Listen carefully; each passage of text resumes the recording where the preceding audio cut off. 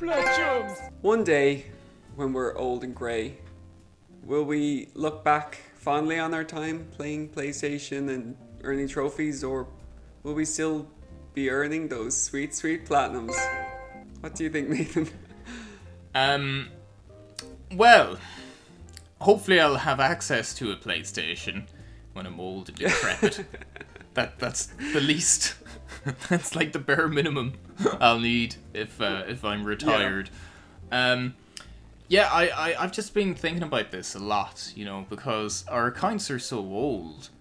I mean, at this point, like 12 years, coming up 13. And it does beg the question, like, how long can we keep going for these platinums? How long can I sustain, a 99+% completion rate? At what point will I just not care, or will I not have the time to hunt platinums? So, like, I think the fact that, I think there's only been 2 or 3 periods in that 12 years where, like, I wasn't really playing games. So, I think that as long as I can see into the future, I think I'll be playing video games, because I just, they're like my favorite form of media. For me, it's like such a amazing mix of, like, art design, sound design, storytelling, the interactivity. And I think, like, as they continue to develop, like, we were kind of lucky, because I feel like we were born at a time where, like, we could really appreciate each generation and, like, the incremental or the massive leaps between the generations. So we kind of grew up alongside video games, because, like, fundamentally movies haven't changed that much, books haven't, music, the styles have changed, but fundamentally they're the same thing. But games have just, like, evolved so quickly and so rapidly in that a short space of time. I think you've hit the nail on the head there, because I think we've nearly experienced every style of game, from like the arcades, 16-bit, I played arcade arcades, games, Game Boy. Exactly. First thing I ever had was a Game Boy, not the color one, just the Game Boy. The brick. That was the first console that I had. Yeah, the big brick. The big yellow brick. I actually had a Metal Gear Solid game for it. The NES and SNES one, Metal Gear, or was there? I think it was on the Game Boy.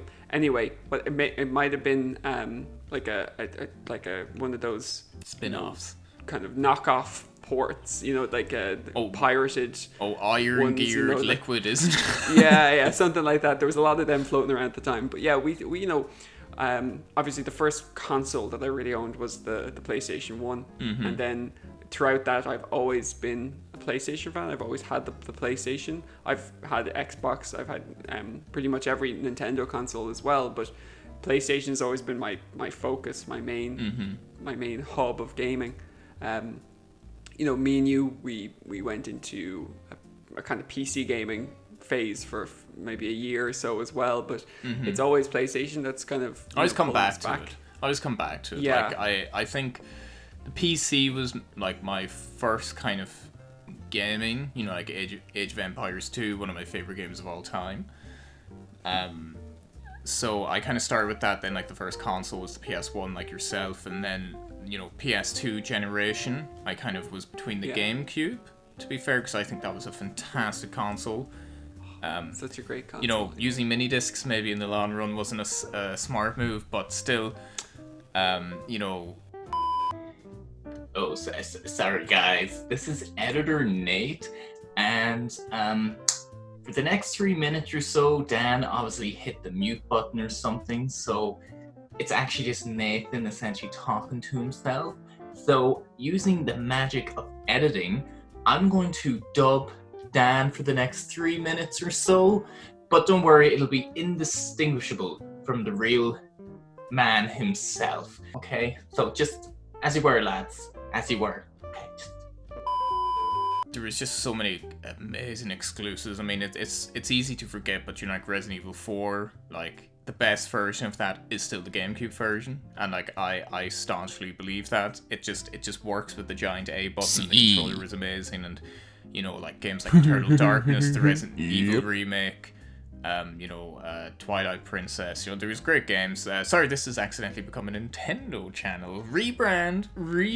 The point of what I'm trying to say is, You're stupid. I kind of grown up, with each kind of update of consoles, but I think the reason I was kind of find trophies so appealing was that I always played the games to 100%. That's just always been my thing. Like on the PS2, I remember I 100% GTA 3 like 4 times, Vice City 7 times. And I think like on my memory card, that's in storage out there in the back, I think I completed GTA 3 100%.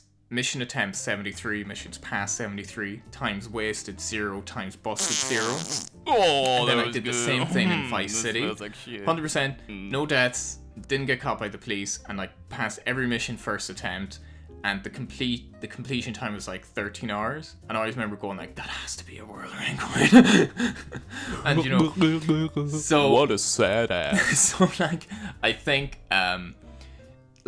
that's the element of trophies where like, I was always quite, I wouldn't say picky when I was younger, but like it was always kind of like just a handful of games every year. Like I think I'd rent a bit, but in terms of games I'd own, I would always play them to death. And, I think if, say, hypothetically, if we did have trophies back in the day, I would say, I would have a lot of platinums and a lot of 100%s that would carry over. So I think Donuts. I think that even already, like, I definitely don't play as often as I used to. And I think, like, I've said it loads of times on the channel, but, like, big open world games, I just can't stomach them anymore.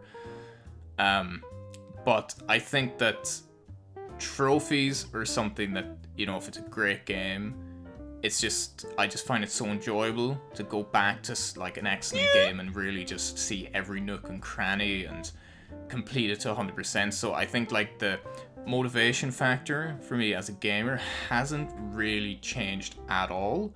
It's just that with the trophies I kind of get like a visual reward for doing what I always kind of did with the games I really love anyway. So I think fundamentally it won't change, and I can see myself like stop hunting. I'd say I'm definitely going to slow down, but I'd say if there's a great game, I'm still going to want to get the platinum. My work is done. So what about you? Will you ever stop? Well, I think like what I completely agree with what you said. I think that for me maybe it's more like a gaming passport or history book where I can look back on my like a little diary.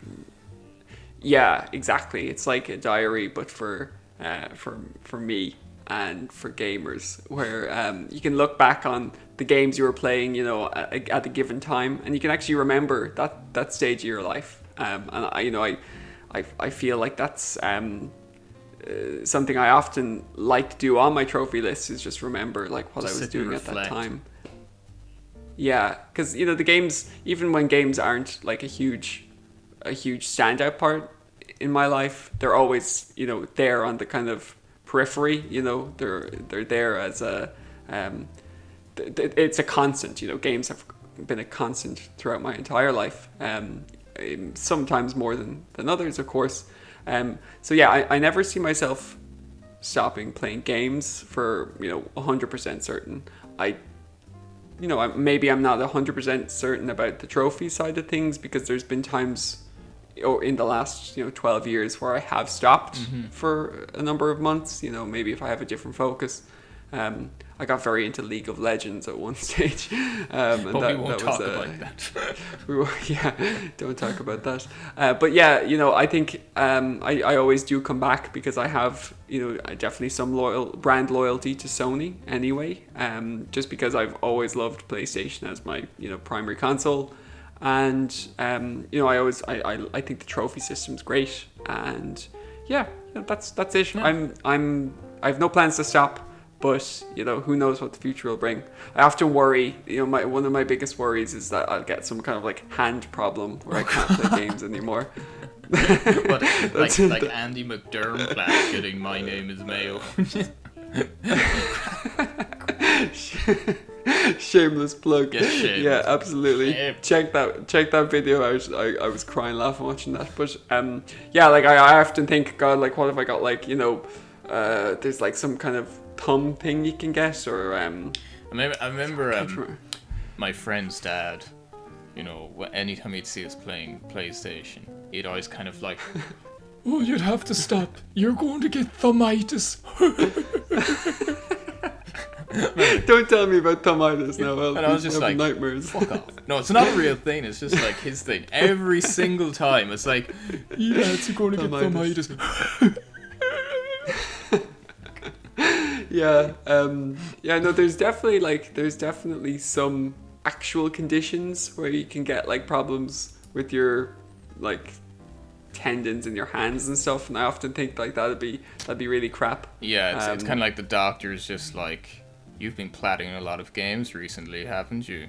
It's like, yes, why? Yeah. You've got plat thumb, son. Yeah. Will I ever game again? No. Oh no. Yeah. So yeah, bar some medical emergency, I have no plans to stop platinum in games. Yeah. Yep. No, I'm the same. I think inevitably I will slow down, and I'll probably be even pickier with what I dedicate the time to, because that's just the story of life. But I think in the foreseeable future, I'm going to keep going for them sweet platinums, and maybe pass on my account to my darling precious child.